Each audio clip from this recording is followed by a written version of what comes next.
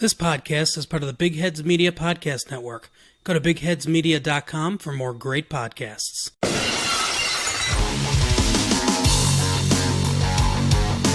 You are plugged in for the Podcast Wrestling Society.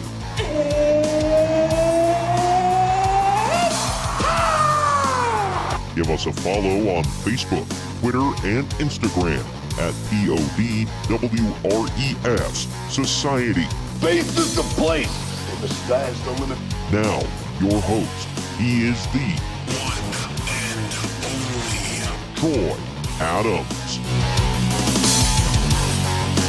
We're starting off November by Wrestling with Shadows here on Wrestling Wednesday, brought to you exclusively by the Podcast Wrestling Society. I am your loving leader, benevolent host, Midwest Monster, and the sole survivor in this gang warfare, Troy Adams. And my gang member in crime, he stole the Road Warriors' shoulder pads and spray painted them black and silver. He is the mosh to my Thrasher. Stage dive, it's Greg. What up, Greg? What up? So I'm Beaver Cleavage too, I guess. Well, hell yeah. And I'm the would-be Doink the Clown. Did you ever hear about that? Bruce Pritchard talked about he was going to be Doink the Clown at one point. Yep. I mean, the concept, like, I don't know, man. The way Pritchard was laying it out sounded like it could be kind of cool. But I've heard some terrible, like, he's taken some ideas that you and I saw live. And we're like, wow, that really sucked. But he puts this spin on it and makes it seem like it's the greatest idea ever.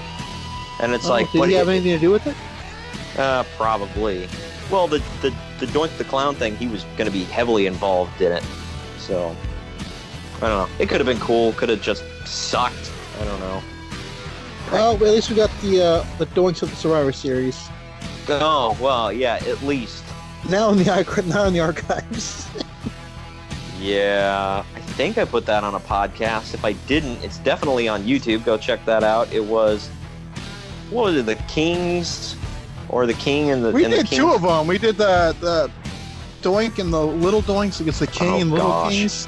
Yeah. And then we did the one with Men on Mission and the Bushwhackers versus Doink. Why did we do that twice? Because we hate ourselves and our listeners, Greg. That's why. Well... So.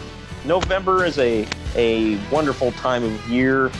It's a wonderful time of year for wrestling because it's Survivor Series season. And you and I will be at it in a couple of weeks. Yes, that is very exciting. I'm definitely looking forward to it. It's the third of the big five that I've been to, and they discontinued.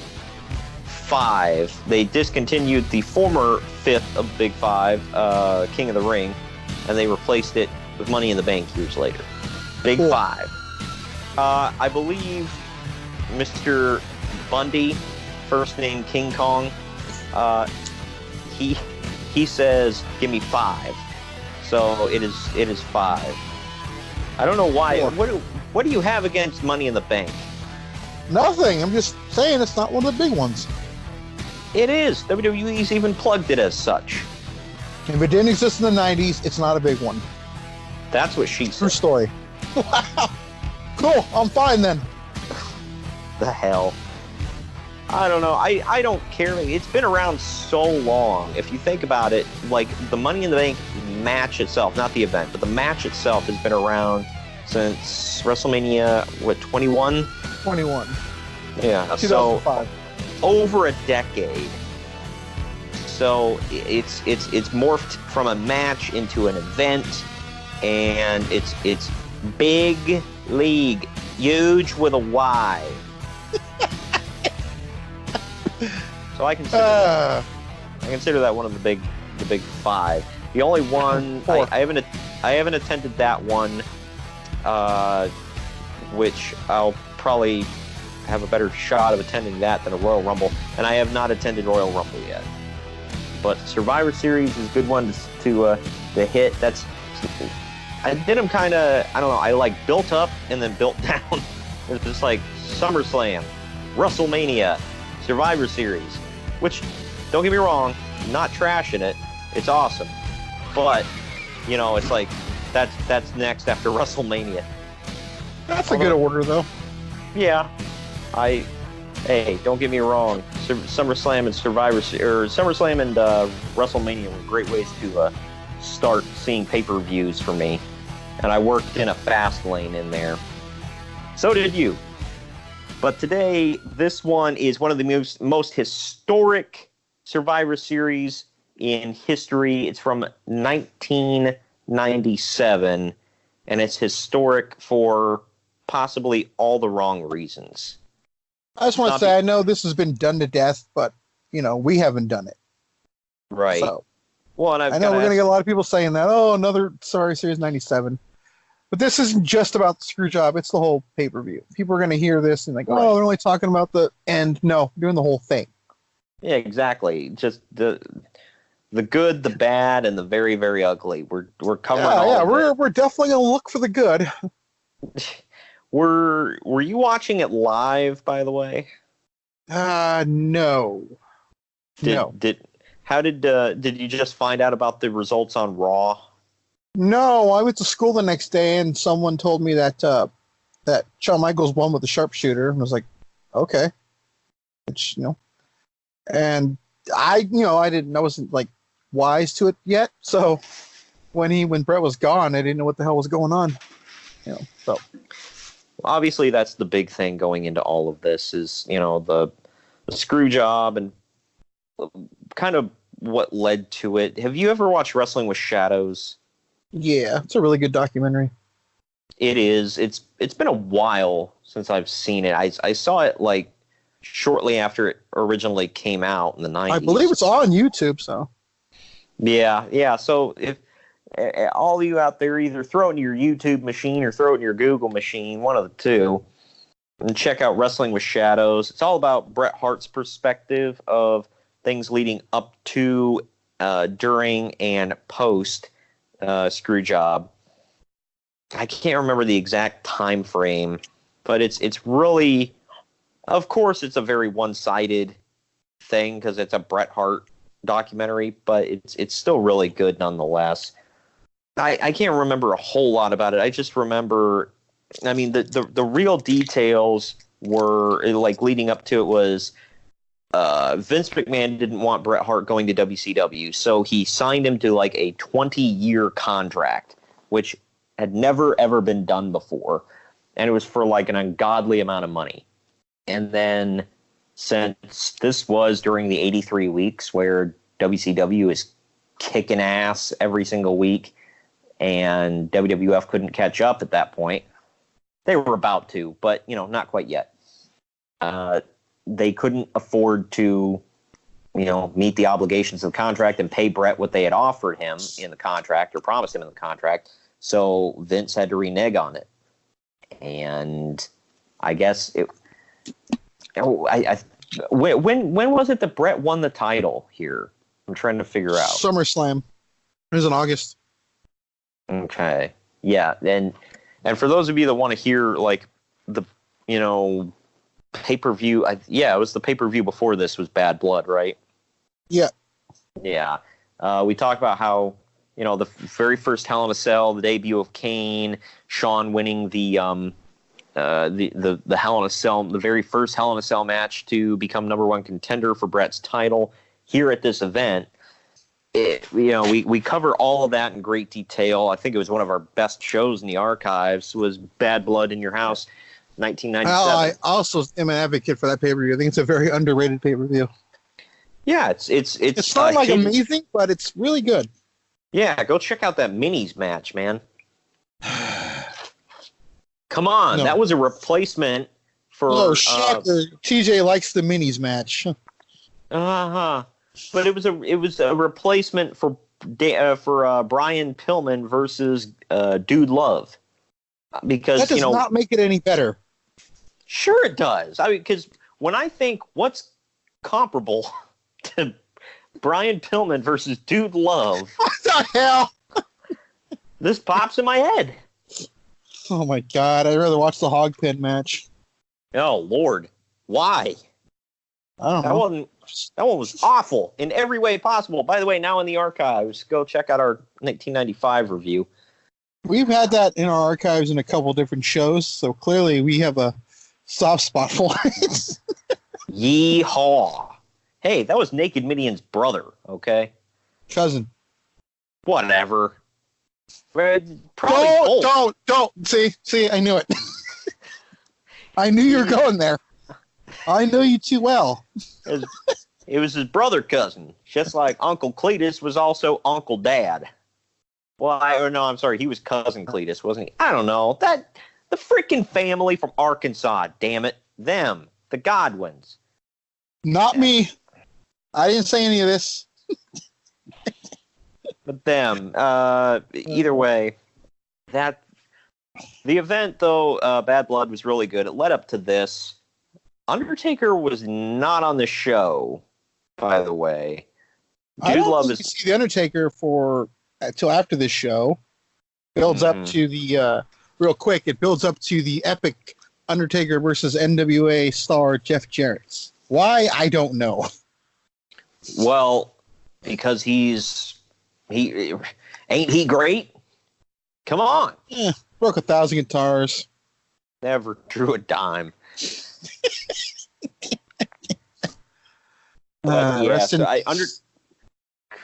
Undertaker was recovering from a foot and ankle injury. You could see, or no, I'm sorry, that was the other Hell in a Cell match. I'm getting a mixed up. That's coming up. Yeah. Well, I don't know what he was out for here. Maybe just taking some time off. But yeah, he was. Well, if you look at the time, I don't think he's had time off since '94. So yeah, it was probably 3 years. Yeah. Hey, not like he didn't earn it. But Mean Mark was not on this card, so neither was the Undertaker. What? But what was on this card was three or four different Survivor Series matches, and but like the Survivor Series elimination matches. Rules. Yeah, it was real tagline. Gang rules. Yeah, it was something. They were in the Molson Center in Montreal, Quebec, Canada. It is now the Bell Center. The attendance was 20,593. This went down November 9th, 1997. And yes, like you said, gang rules as opposed to ECW's pay-per-view Anarchy Rules. Spelled the same. Sucked. I wouldn't know. I never saw it, but it's ECW, so you're probably right. The next we just got rid of one of our listeners. The next pay-per-view I'm getting a letter. Sorry. Oh, yeah. Well, written in purple crayon with backwards R's. No, he ain't like that. Actually. He can actually comprehend things. Well, as an ECW fan, I'm just kidding. Just kidding. Good Lord. That ain't me. I didn't say it. But the sponsor of the show was Karate Fighters. You remember them? Hell yeah. Things? I had those. So did I. I still have the figures somewhere. I don't know. There were a few of them, but yeah, that was a big thing back in the 90s. They sponsored quite a few WWF shows. I think maybe that's why I bought them, because they advertised the hell out of them on WWF. That's why I got them, because I saw them on there, so yeah. Yep. So it adds up. But either way, this is there's a lot building up to this that we're going to get into. But basically, to wrap up the thing about Bret's contract, Vince told him, can't honor it. If you stick around, I'll still, pay you out, whatever. But if you want to go see what WCW has to offer for you, because Bret had been throwing around, well, I got a standing offer from WCW. It's a lot of money. And Vince said, well, if you want to go explore that, go for it. And, all the best to you. Well, obviously, Bret went and explored that offer, and he went to WCW. The wrestling. That was probably the worst career move he's ever made. I mean, easily, in right? hindsight, yes, but at the time, no. It was brilliance.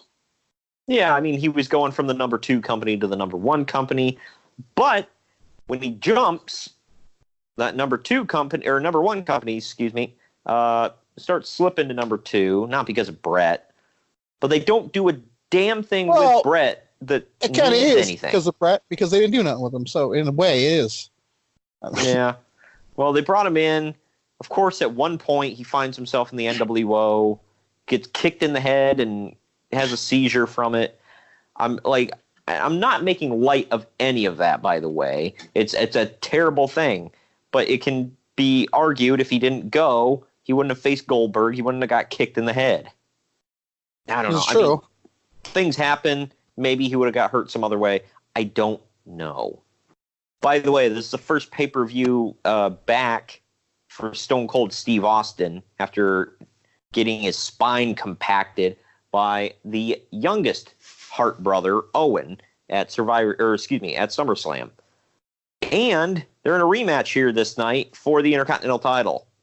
We'll talk about that, but man, it was I guess it was touch and go with Steve for a while. They didn't know if he was gonna ever wrestle again. But nobody knew because he was always on TV.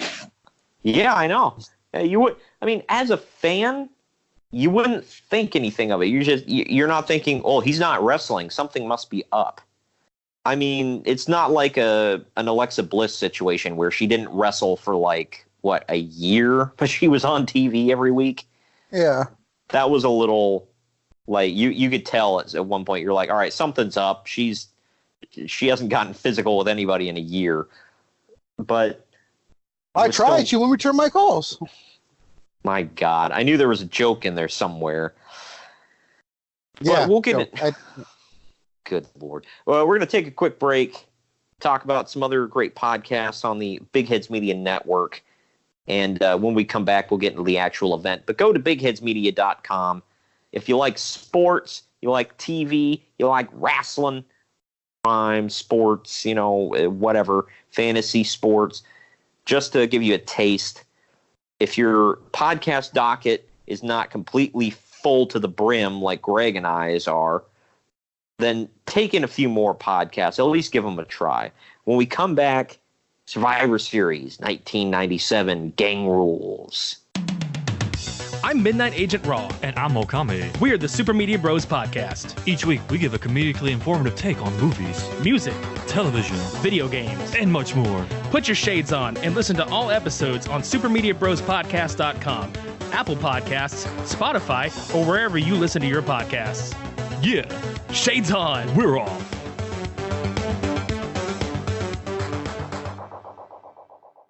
Hi, I'm Mark, and I'm one of the hosts of Massive Late Fee. Do you remember Blockbuster? Well, we do, and we racked up a lot of late fees there. That's why we're glad there's things like Netflix, Hulu, and Blockbuster has died, mostly because of us. We cover streaming shows and pretty much whatever we want. Join us every Thursday as we talk TV and movies on Massive Late Fee. You can find us at Massive Late Fee on Twitter, Massive Late Fee on Facebook. You can email the show at massivelatefee@gmail.com, and you can find us at MySpace, Massive Late Fee. Massive Late Fee, the best podcast we can think of. All right, we are back, and we're now going to run down, figuratively and literally, Survivor Series 1997. Sorry, I just got that. I apologize. I've been up since 4 a.m. I'm good though. We're gonna literally run it down. Well, I don't know. I know this pay-per-view as a whole isn't great, but I wasn't enthralled. But as far as if you hold it up against other Survivor Series, I don't think it was the worst. It was the most screwed up, I think. Just by the finish alone, but. All in all, I mean, there have been worse, right? Yeah, easily. I'm not going to get into all that right now, but yeah, there's been far worse. Yeah, if you're talking about booking, in-ring quality-wise is different if you're going to hold that up, against certain things. But if you're talking booking-wise, I say last year's Survivor Series wasn't great. I think you're the only person I ever talked to that was a fan of it, but I was biased because I was there, but in-ring quality-wise, I thought the matches were fantastic. Booking-wise, that's a different story. But the booking, I was like, whatever. The in-ring quality was so-so. but the matches were just there for the most part. Like this first one, I'm going to give credit, by the way, to 411 Mania for some of these notes. Go check them out. But the opening contest was a 4-on-4 Survivor Series elimination match. They go back and forth in WWF all the time. Is it 4-man? Is it 5-man? Is it 4-man or 5-man? I guess in 97 they decided 4-man. And what was 92 the one where they didn't have any elimination matches? Yes. Yeah, for all of you that want to watch for those of you that want to watch an event just so that took place in November that just so happened to be called Survivor Series, go check out Survivor Series 1992. I think that was one of the terrible ones too. Yeah, well, I haven't watched it ever, but I'm thinking I might need to just to torture myself. But regardless, this opening match was like the weirdest thrown together teams. It was the Headbangers and the New Blackjacks, which was Blackjack Bradshaw and Blackjack Wyndham, who is obviously JBL and Barry Windham. They took on Road Dogg, Billy Gunn, and the Godwins. Road Dogg and Billy Gunn had just started teaming. They weren't yet the New Age Outlaws. They dressed alike here. Phineas was not yet naked. No, but he didn't wear a shirt under his overalls, so he could have been naked under his overalls. So he was hinting at it. Yeah, he was like, one of these days, these overalls these overalls are going to turn into a fanny pack. What the hell? They did. I'm not wrong. Oh man! But do you have a Jax figure of him? Phineas, I do not. I have Jax figures of the Headbangers, Road Dogg, and Billy Gunn. So there's that. Not of the New Blackjacks, though. Although I guess, I don't know. I do have a Jax figure of JBL, if that counts. I will say, looking at Barry Windham here, until present day Barry Windham, this was the most out of shape he ever looked. He was starting to let himself go. I think he stopped caring at that point. Well, he was in a team called the New Blackjacks. I think he said this run was like one of his worst ones that he hated. The one he hated the most. As a kid, I didn't hate the New Blackjacks. Did you know I don't own them, but they actually had Jax figures of them? I did, yeah. A lot of things are different, though. Road Dogg only spelled his name with one G at this point. Apparently, he wasn't yet ripping off Snoop Dogg. He and Billy Gunn were dressing alike. Billy wasn't wearing his biker shorts yet. Him and Road Dogg had the similar pants on, but Road Dogg's were black and Billy's were blue. On the way to the ring, by the way, Road Dogg was cutting a promo. It was a very non-PC promo that would not fly in the year 2019. Not sure you remember this one, Greg, but they came out second, so the Headbangers and New Blackjacks were already in the ring, and Road Dogg said, and I quote, "I see the steers and queers are already in the ring." Wow. Yeah. Oh, my gosh. I heard that, and I was like, what? What did I just hear? They didn't censor on the network. That's surprising. Yeah, they let it go. But either way, here's how the actual match went. Bradshaw eliminates Henry Godwin with an abdominal stretch into a roll-up. The heels get pissed, leading to Phineas evening the score by getting rid of Blackjack Wyndham with a lariat. Billy Gunn hits a nice-looking front suplex of sorts to eliminate Mosh. A top rope ass splash to eliminate Phineas from Gunn. Ass splash? Ass splash, I guess. That's what they're calling it. I don't know. Okay. Yeah, man. Hinting to later on, eh? Billy Gunn then gets a cheap shot that allows Road Dogg to roll up Bradshaw. Finally, Dogg goes for a pump handle slam, but Thrasher reverses and lands in a pin on top of him. Billy goes for a flying leg drop off the top and misses him by a mile, but Thrasher still sells it and takes the pin. This was... I remember that. awful. He wasn't anywhere close to him, and Thrasher took a bump. I'm like, damn, dude. Oh well, whatever. Get this the hell out of the ring. But this was the post Rockabilly, post Real Double J, Jesse James, and the beginning of the New Age Outlaws. Better stuff is yet to come, boys. They would go on to be one of the greatest tag teams of all time, so it's okay. That is definitely true. And Road Dogg would just get more and more ridiculous with his promos while walking to the ring. Up next is another Gang Rules Survivor Series match. It's the DOA, Disciples of Apocalypse, versus the Truth Commission. Do you remember the Truth Commission? Yes. I believe one of them is Bo Buchanan. He is Recon.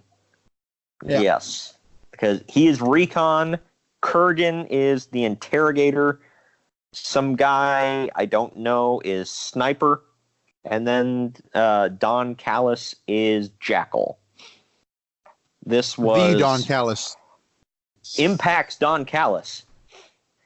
Wrestling in 2019 is weird, man. For those of you that don't know, the Disciples of Apocalypse, they are Crush, or Brian Adams, however you know him as, Chains, who's Brian Lee, a.k.a. the fake Undertaker from SummerSlam 1994. Now in the archives. Yes. Gotta say it. I forgot. We did watch along to that one. So many terrible Undertaker matches we've watched. And what was it? Skull and 8 Ball. Those were the other two. Those were the twins. They were the Harris brothers. The Blue Brothers, the Harris brothers, Creative Control, Disciples brothers. Disciples of whatever the hell they were in TNA. Yeah. Destruction. Oh, yeah. Destruction. Yeah, and a bunch of other crap. Yeah. That they were something, man. But I don't know why nobody knew what the hell to do with them. Like, in all honesty, as a kid remember them as Skull and 8 Ball, because for some reason I like this freaking gimmick of the DOA. I mean, well, that's the thing. I don't think it was a gimmick. I mean, per se. I feel like they were all really bikers, so they look like it. We talked about some of their terrible matches as well in the archives. WrestleMania 11 as the Blue Brothers. What was the last ECW show we watched that they were on? They were the Bruise Brothers. I don't remember. Oh, crap. Either way, this match, man. You're a Kurgan, jerk. Kurgan the Interrogator, who I have a Jax figure of, by the way. Cool. Of course you do. Hell yeah. I have him. Him and the Jackal came in a 2-pack, so I have them.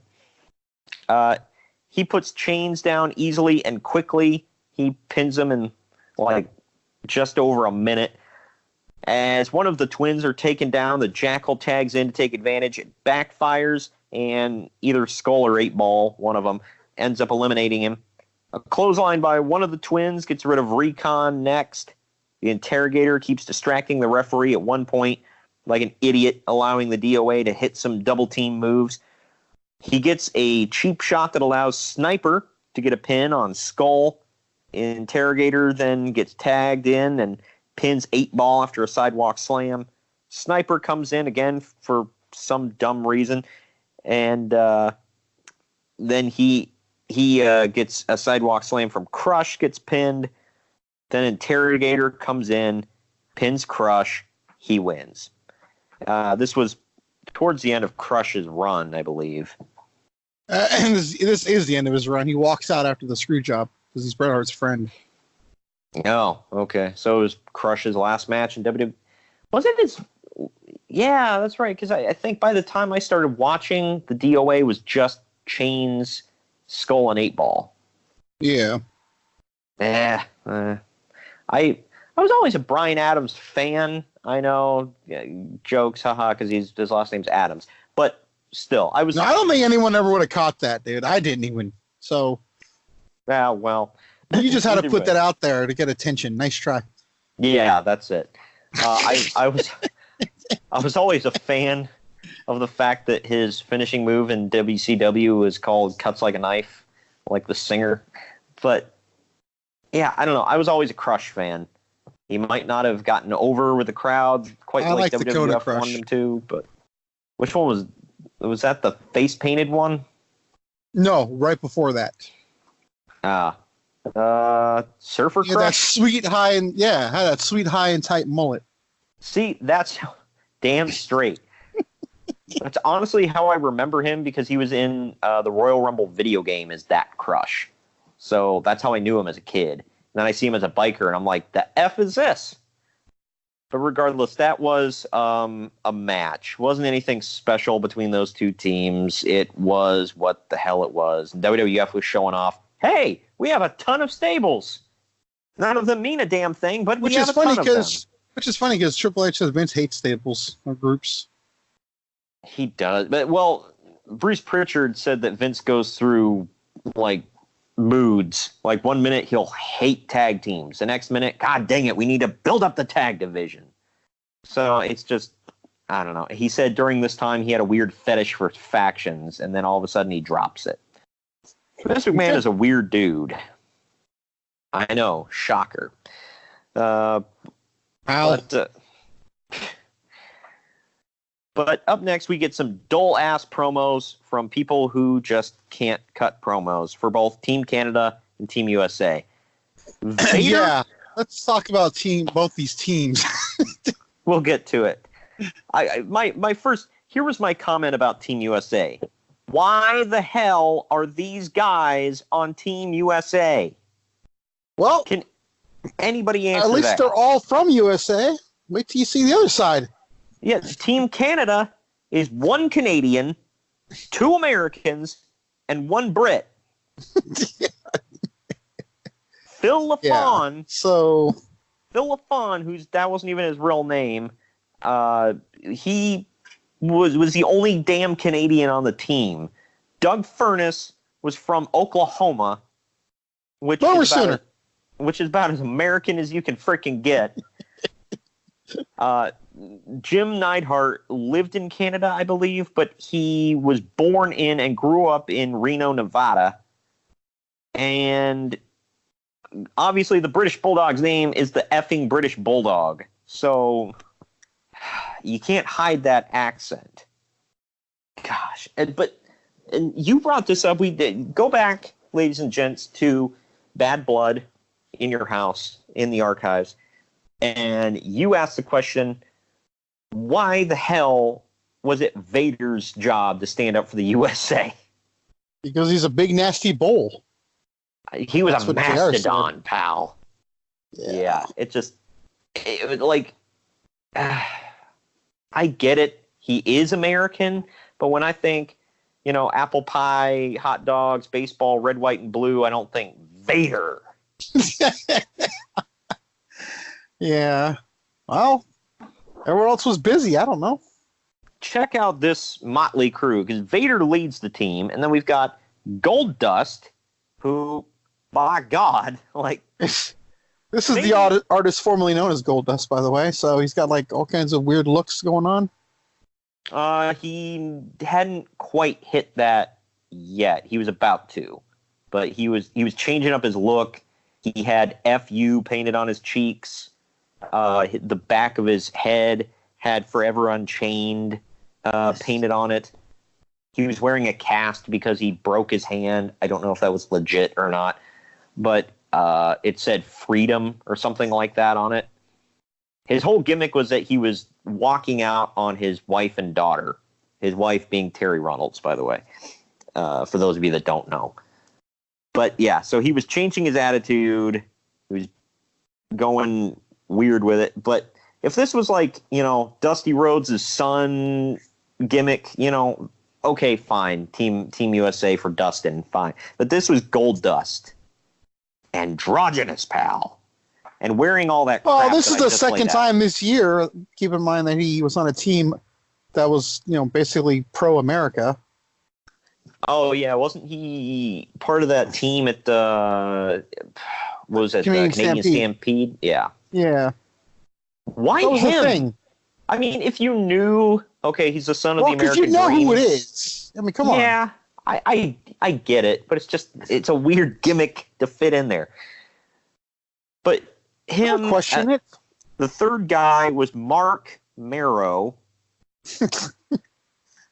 And the fourth guy was a debuting Steve Blackman. He had debuted on TV 6 days before this show.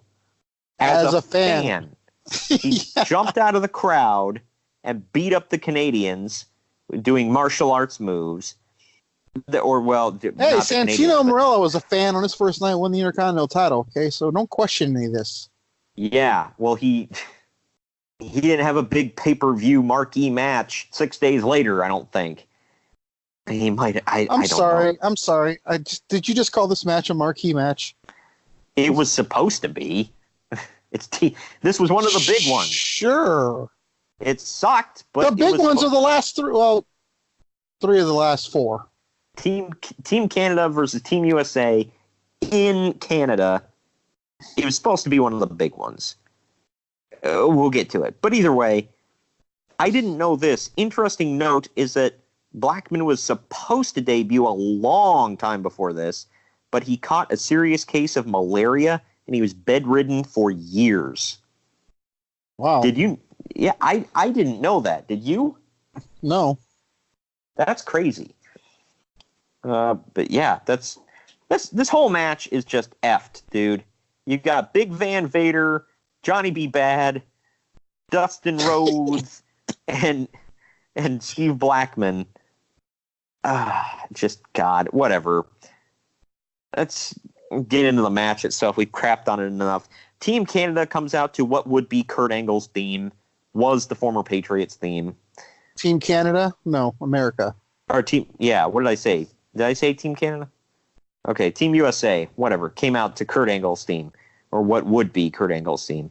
Because apparently WWE or WWF thought that song just encompassed America. Well, that was the Patriots theme. Yeah, I know. Who was supposed to be on this team, I believe, but he got hurt. Shocker. If anybody knows anything about Del Wilkes, the Patriot, he Fun fact, by the way, real quick, Sergeant Slaughter used that theme at the next pay-per-view when he wrestles Triple H. Man, the theme just got passed around. But 411 Mania had this wording, and I thought it was appropriate. It said, as if they weren't going to already get a huge pop, Team Canada enters the Bret Hart's theme. So the crowd just loses their effing mind for them. They lose their mind for one Canadian who's like the lowest build guy in the entire match. And he sucks. I'm sorry. I mean, I know I'm judging off of this match, but I haven't seen a lot of Phil LaFawn. But if this was any indication, he sucked. Am I wrong? Am I missing something? No, I didn't see much in him either, but he was ECW awful. marks will tell you that they were amazing in ECW, I guess. I heard. I mean, comparatively, maybe. I don't know. I know I just pissed off a lot more people. Whatever. At Pod Rest Society. There you go. Blow me up. Here's how the match goes. This just kind of lets you know right from go. Steve Blackman makes a mistake of brawling outside and is counted out. Yup. Well, what do you expect a fan to do? He doesn't know much. Yeah. I like how, a random fan jumped in the ring and started doing martial arts. You're going to be our partner this Sunday. Like, what? And then they kept stressing he is not a trained professional wrestler, ladies and gentlemen. He is a martial artist. Then why is he in the ring? Because Vader said he wanted him to be his partner. There's not one damn American in the locker room that was a trained wrestler that they could have said, hey, you, come on in. Like, whatever. Getting back to this, a splash from Vader eliminated Jim Neidhart. Phil LaFawn comes in and is gone next after a second rope splash, mercifully enough. Goldust, the only Canadian. Yeah, right. Goldust in his Forever Unchained gimmick has yet to get involved. That'll play into it later. Doug Furnas comes back in to battle with Mark Mero. He kicks out of a roll-up only to eliminate Mero with one of his own. That dreaded roll-up. Vader gets pissed at Goldust for not tagging in and literally avoiding a tag. He grabs him and smacks the piss out of him. They consider this a tag. Goldust gets out of the ring and pouts and walks to the back, and they count him out. So it's now Vader against Doug Furnas and the British Bulldog. Vader puts Furnas down with a Vader bomb and pins him, and Bulldog grabs a ring bell. The referee's messing with Furnas, trying to get him out of the ring, and Bulldog plasters Vader with the ring bell, throws it out of the ring, and he pins him. 1, 2, 3. Team Canada wins. The crowd goes banana.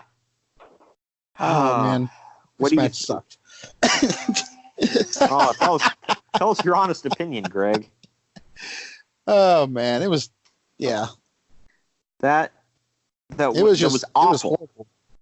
This was supposed to be one of those played up matches, and I say it was a marquee match because out of all the Survivor Series matches, this was the only. Or I'm sorry, there's one more coming. This was one of the only ones that had a storyline behind it, and a big one building into this because it was, in Canada. But it sucked so much ass. How do you really feel? I hated it so bad, and I don't know.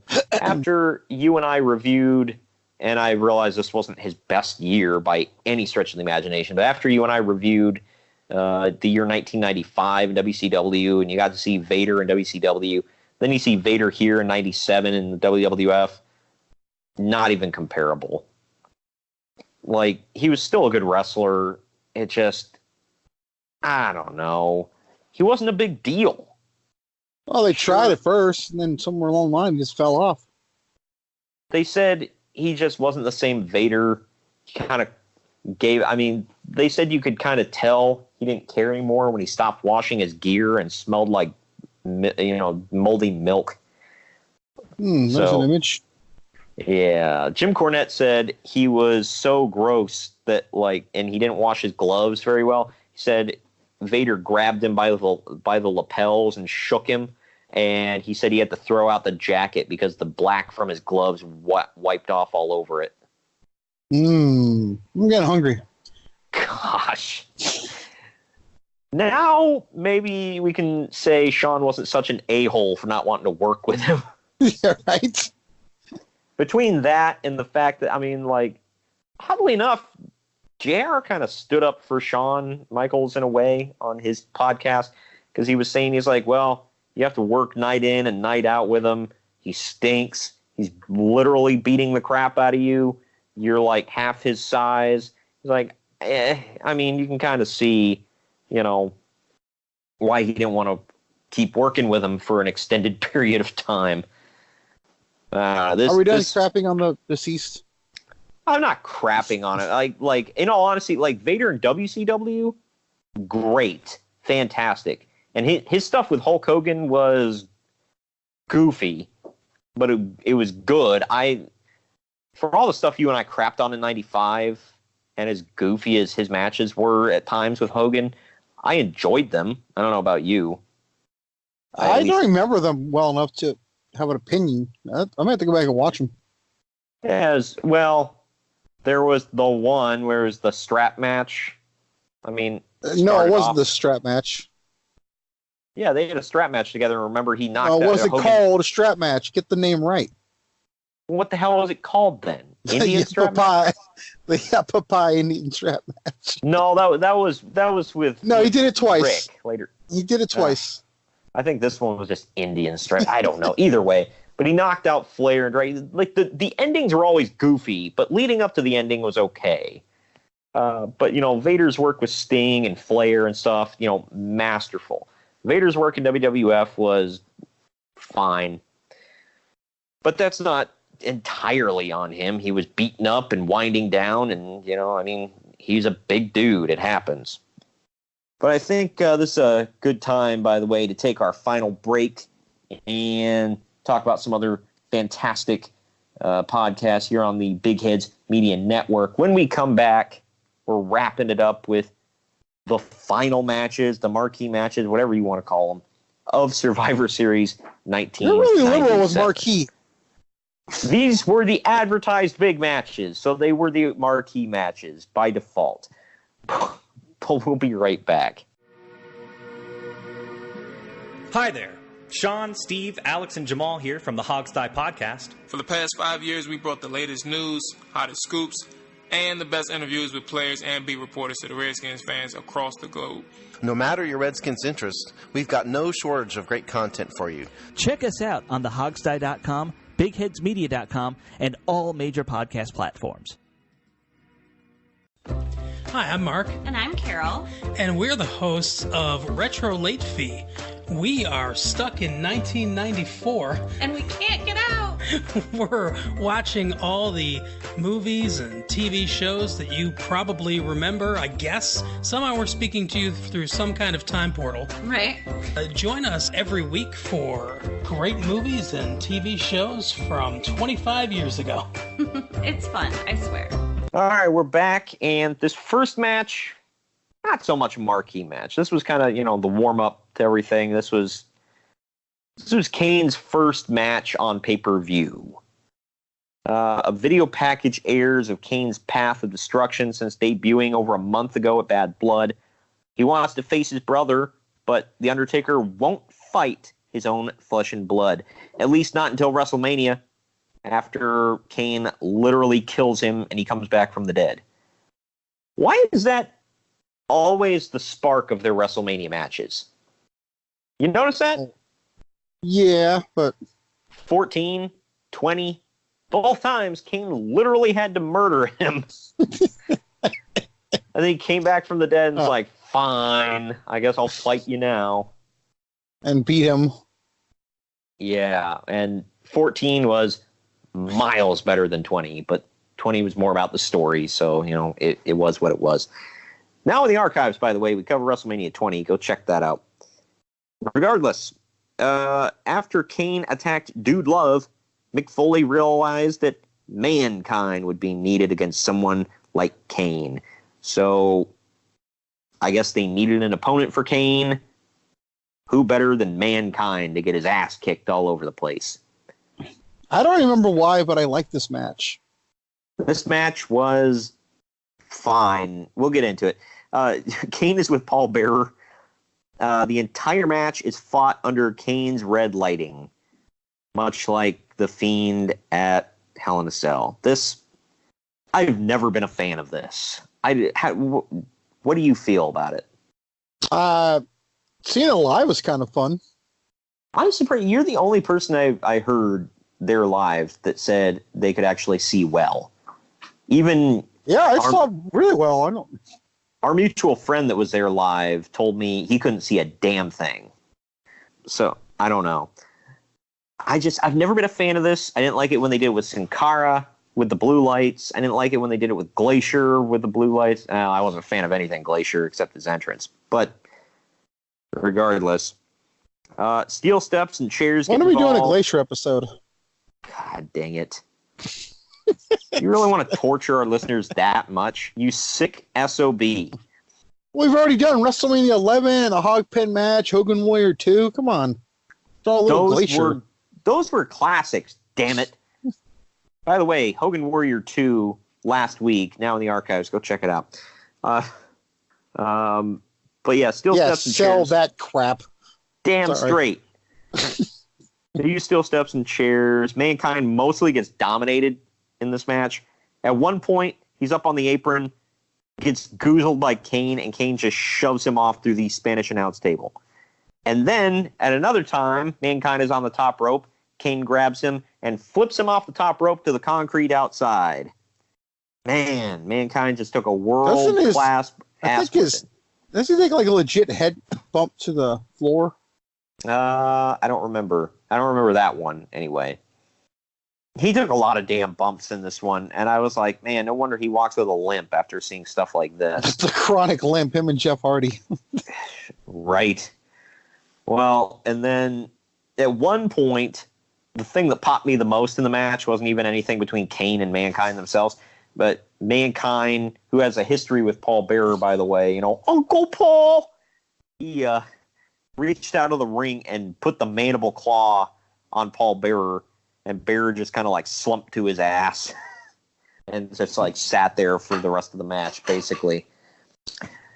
But either way, the match ends with Kane hitting a tombstone on Mankind, gets the pretty decisive win. This was kind of just a match to put Kane over, and he needed someone to get their ass kicked, and by God, Mick Foley is the man for the job. Yeah. In this era, it was either him or Shawn Michaels, apparently. I liked the whole build up to the match too. I thought it was cool when he came in and hit him with the head with the pipe, and the pipe like bent. Oh, Kane? Yeah. Yeah, that was cool. I don't know why I remember liking that. Yeah, the match itself was okay. The build up was cool. I thought it was logical to put these two together, but he had to go back from Dude Love to Mankind, and yeah, so there's all that. I have a Jax figure of Dude Love. Of course you do. And 2 of Mankind. I'm still looking for the Elite Mattel one, actually. Ah, nice. I actually have 2 Jax figures of Mankind, one in his Mr. Hanky attire, and then one in his button-up shirt. Mr. Hanky. He looked like, even Mankind, or Mick Foley himself said he looked like a gigantic turd. He was brown from head to toe. So, yeah. But anyway, that up next we get our final, Michael Cole interviews Commissioner Slaughter and Vince McMahon Michael backstage. Cole's still there. I mean, yeah. Damn. I know. Michael Cole, he's like herpes. He just keeps coming back. Coming back? He never left. Yeah. That's the thing. And also, like herpes, if you don't take care of it, it's gonna spread and get worse, like Michael Cole. Oh my God. We're now talking about STDs on the podcast. Holy crap. We've talked about worse, I think. Like that Chamber of Horrors. God. But anyway, Cole is interviewing Commissioner Slaughter and Vince McMahon backstage. They talk about having heightened security because they know tensions are going to run high here tonight, and the main event will happen. And I don't know why this was so noteworthy, but he asks Vince, who do you think's going to win tonight? And he says, I don't know. Well, he's not going to give it away. I mean, he knew, but... And look, we'll get into all that in the main event. Yeah. We'll get into it with the main event, because I don't know. But we're at our final Survivor Series match of the night, and it was...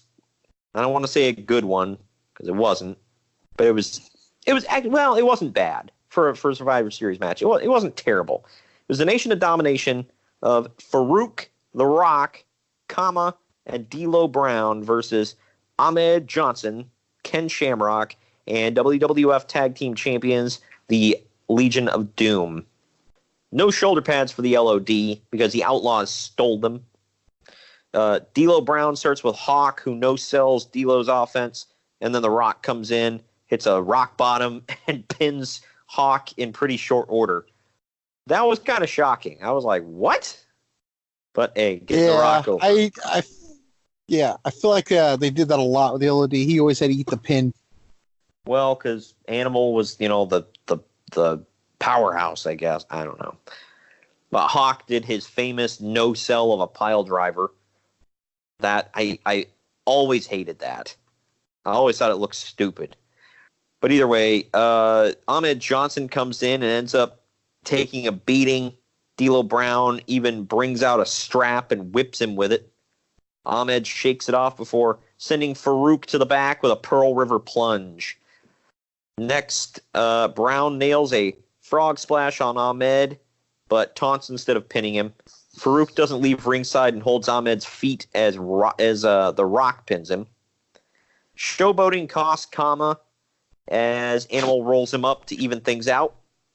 Animal gets eliminated when the New Age Outlaws come out wearing the shoulder pads of the LOD, and they attack Animal. I was going to say I was like, why isn't this a DQ? But I don't know who the hell you DQ in this instant. But they attack Animal and threw powder in his eyes, and he couldn't see, which apparently means he can't get in the ring, which is literally a foot away from him. So he gets counted out. Either way, being left alone, Ken Shamrock snaps and takes out both guys. He makes D'Lo tap to the ankle lock. Rocky hits a DDT and the People's Elbow, but Shamrock is not pinned. He fires up, counters a DDT into a Northern Light suplex, and then makes The Rock tap out to the ankle lock. This was one of their first meetings, wasn't it? Yeah. I think so. Yeah. They would go on to have a pretty heated rivalry for the IC title. I specifically remember King of the Ring 1998, them facing off, and it was the finals, right? It was the finals, yeah. That was good. Yeah, that was a classic. I mean, everybody obviously talks about the Hell in a Cell with, Mick Foley damn near killing himself. But, I mean, for match quality wise, Rock and Ken Shamrock was damn good. Next is our next to main event of the night, and it's for the Intercontinental title. Champion Owen Hart, with Team Canada in his corner, takes on Stone Cold Steve Austin. They tried to do that where they put his logo on the sugar glass and shatter it when he comes out, but only half of it breaks, and Austin kind of like shoulders his way through it. You can tell he's kind of pissed, too. Yeah, he has a look on his face like, son of a... But the crowd, oddly enough, is freaking red hot for Austin. I can't tell how many of them are boos, but there are a lot of cheers in that crowd. Well, it's Montreal. They're all weird. They are. When Owen starts... I met wrestling fans, by the way, before we get a note. I didn't, but regardless. We don't have enough people from Canada listening in, so I don't give a damn. If you're offended by me insulting your country, then I don't know what to tell you. I'm just kidding, by the way. I've never been to Canada, so I don't know. I was just there. I liked it. Well, did you have any syrup while you were up there? Of course I did. Well, good. Did you see a moose? I don't remember. Did you see a Mountie? Yes. Okay. All over the airport. Nice. Were they dressed like the Mountie? Yeah, they're looking for their man. Damn straight. They're like, where's that boss man? He's around here somewhere. Either way, when Owen starts to bolt from the match at one point, Jerry Lawler says, Owen's opening up a whole can of haul ass.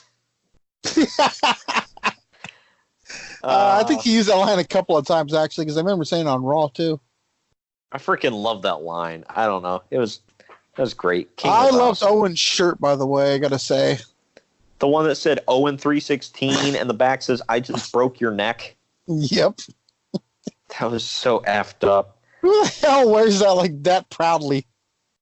Well, getting to that, Owen teases a pile driver on Stone Cold at one point. Austin counters it, but the crowd is rabid and they're actually chanting, break his neck, break his neck.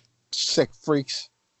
Yeah, man, so much for Canadian hospitality.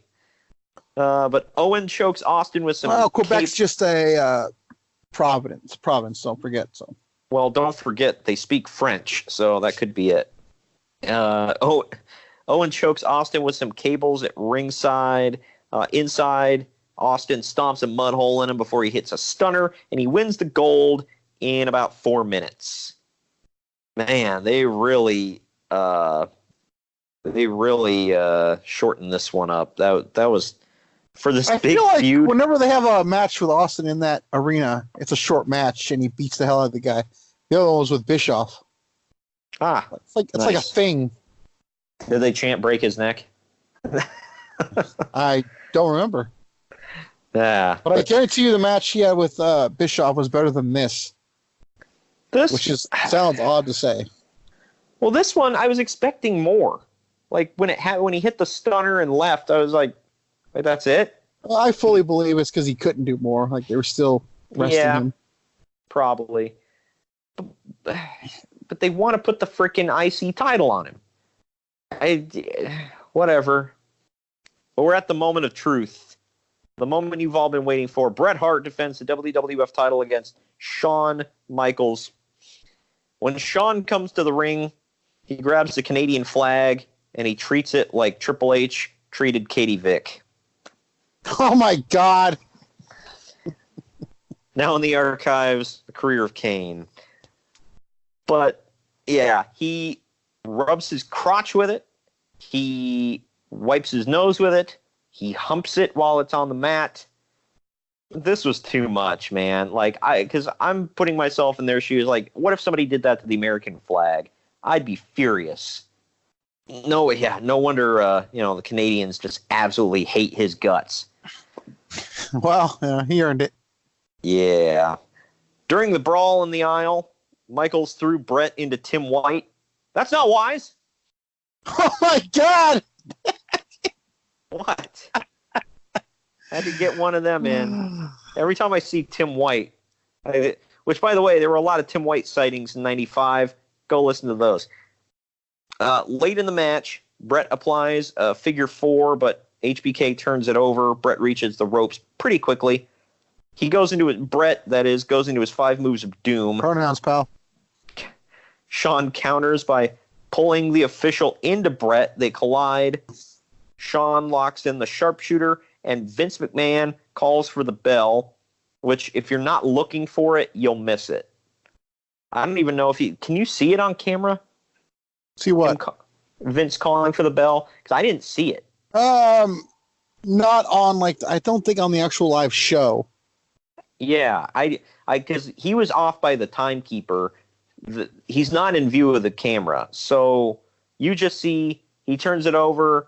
There's a couple seconds. He's literally right under hard camera, I think.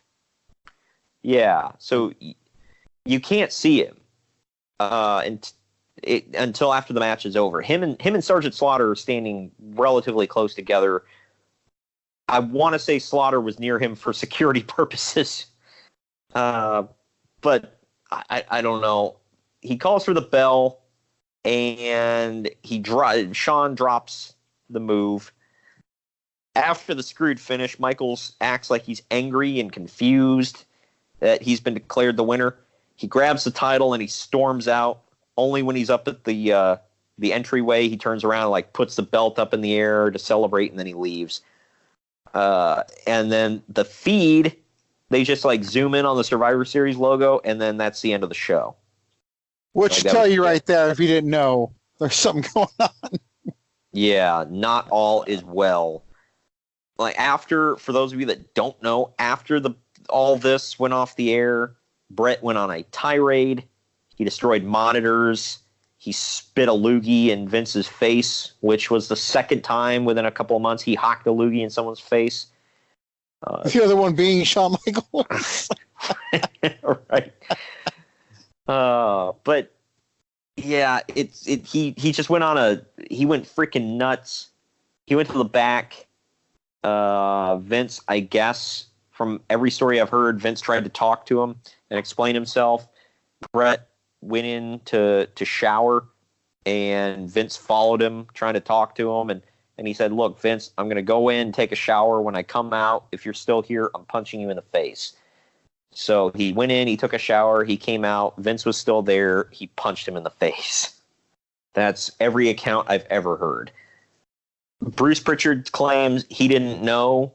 Undertaker said, Undertaker hasn't said anything about it, but Pritchard said that Taker was guarding Vince's office door, but at the same time he didn't know. He was just he saw what happened and wanted to be there just in case. Which is odd that Undertaker was there, but not on the card. So I guess he wasn't having time off. He wasn't in the ring. I never even thought about that. Yeah, because I didn't know Taker was there. But according to Bruce Pritchard, he said Bruce Pritchard's recollection. He said after this he he went made a beeline to Vince's office, and he sees Undertaker. Looks like he's standing guard outside the door, like standing there with his arms crossed and his back to the door. And Pritchard's first thought is, USOB, you knew. And then Undertaker was thinking that Pritchard knew. So both of them were hot at each other. And I guess Pritchard said that neither one of them knew. And then as he's walking down the hall with Jerry Briscoe, the Hart family was in the hall, literally spitting on them as they walked by. Really? Yeah. I didn't know about the spitting part. That's what Pritchard said. He said they were getting spit on as they walked by the Hart family. He said that I guess the finish everybody was told was that Owen and Bulldog were going to run out at the end of the match, and there was going to be a big schmoz. And Bulldog and Owen were standing there, and Anvil, I guess, were all standing there ready, the Hart Foundation, ready to go out. The bell rang, and Owen went, the hell just happened? And I'm going to clean up Davey's language, but he basically, according to Bruce Pritchard, Davey Boy said, they effed him. They just effed him. Wow. And, yeah. I remember hearing him say that. I don't know if you ever saw that special called Dark Side of the Ring. Did you ever see that? About this? Yeah. No, I haven't. Well, right there on it, Cornette flat out says it was his idea. He said he didn't tell anybody till now. Yeah, Cornette said it was his idea, but he said he threw it out there, and Vince kind of like, whatever. But the thing is... I think he changed his story. He basically said he came up with it. It wasn't whatever. He came up with it completely. So, that's what he says on there. Well, and Cornette was talking about it on his podcast, or I think in shoot interviews he was talking about it, and he said he was sitting there in the back, Cornette was sitting there in the back watching it on a monitor. As soon as the bell rang, he went, okay. He stood up, grabbed his bag, and left because he didn't want to be a part of anything. Yeah, I heard him say that. So I would have too. Yeah, and they said they got Earl Hebner the hell out of there. They said bell rang, they grabbed Earl, they said they already had his bags I think packed, Earl said he literally went to his hotel room in his referee shirt. Yeah, because they said they didn't give him time to change. They said he had his bags packed, or somebody packed them for him, whatever, and they threw him in the car and got him to the hotel. They said he was to the airport and got the hell out of Canada. Yeah, they said Earl was in his car leaving before the wrestlers were. But I don't know.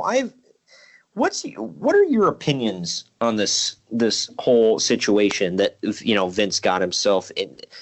Well, I don't know if you want to say Vince got himself into it, but I'll let you take it. What's your opinion on all of it? I don't know. I have mixed ones. I'm like, one, it's wrong, but two, it's not your company. You do what you're told, whether you like it or not. He's kind of being a little baby about it. I don't like Sean, so I'm not going to lose to him. Like, dude, you're leaving. Like, Sean's staying. Yeah. You need to do what you're supposed to do. Right.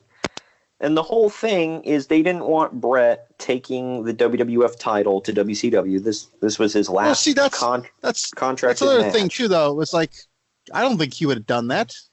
Yeah. I don't think so. And Bischoff said, and I mean, and he said, he's like, well, they had no way of knowing this, obviously. They're not in my head. But he said, after the whole thing with Medusa coming over and dropping the women's title in the garbage, they got sued up the butt for that one. So he said there was no way they were going to do that again, or Turner Legal would have been all over Bischoff. So well, it's not necessarily that, too. I mean, Brett could have, did something with it himself. There's no YouTube back then, obviously, but right. And I mean, it wasn't like you have to see both sides, though. It wasn't like it was like the CM Punk situation where he's like, on social media posting pictures of the belt in his fridge. Yeah, I don't know. I think Brett should just do what he was told. Yeah, because here's my thing. To me, I get Vince had loyalty. He was trying to play both sides. He tried to be the good guy, and then he ended up being the worst bad guy. And I get it that it all worked out in the best for everybody except for Bret Hart. But, dude, this all comes down to Vince McMahon should have had the balls to stand up and tell Bret, hey, my belt, my company, my show, you're going to go in the ring and lose. Period. You're leaving. You can't leave as the champ. But then Brett, I guess. Well, the whole thing about him not wanting to lose in Canada, too, that was a thing. Like, who the hell are you? You know, you're not the prime minister. I'm not losing in Canada. Yeah, I know. Well, Well, Shawn lost in America at WrestleMania 12. Yeah, I know. This, I don't even know, man. It was a weird situation, and yeah, Vince should have had, pulled his clout and just told Brett, it's like, you're leaving, you're losing, that's the end of it. And if you don't like it, you're not getting paid, period. I pay you to do a job, literally. And I don't know. That's always been my opinion of it. I mean, I kind of, on one hand, I understand, because I guess Brett said he was going to come out the next night on Raw and drop the belt. He just didn't want to do it in Canada.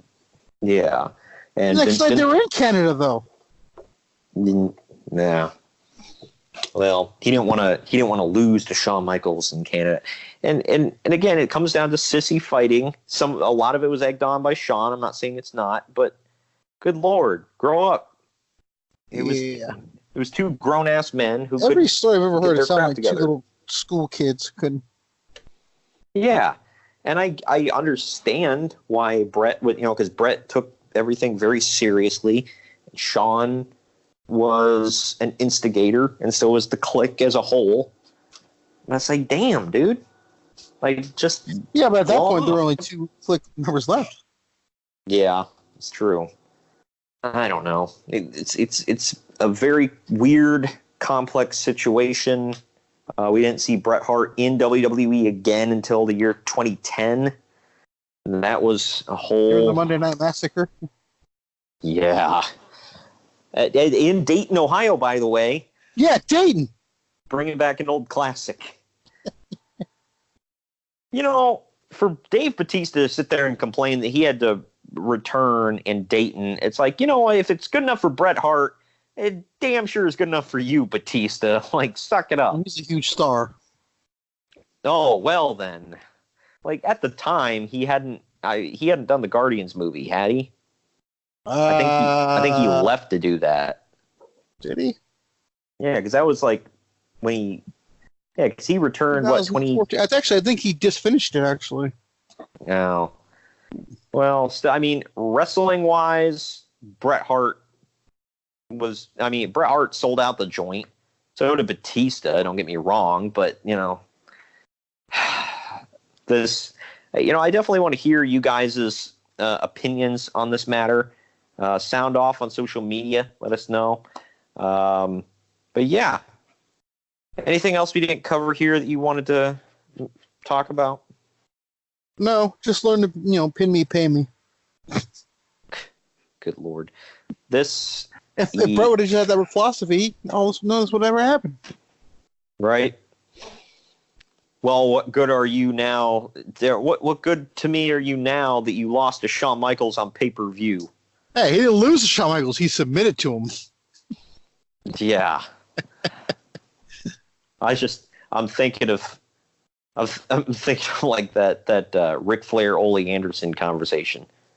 What good to me are you now that you lost to Kurt Hennig on television? Well, let me ask you something, Ole. What good are you to anybody without Flair, Arn, and Tully? Or I'll take it one further. Ole, what good are you to anyone? Wow.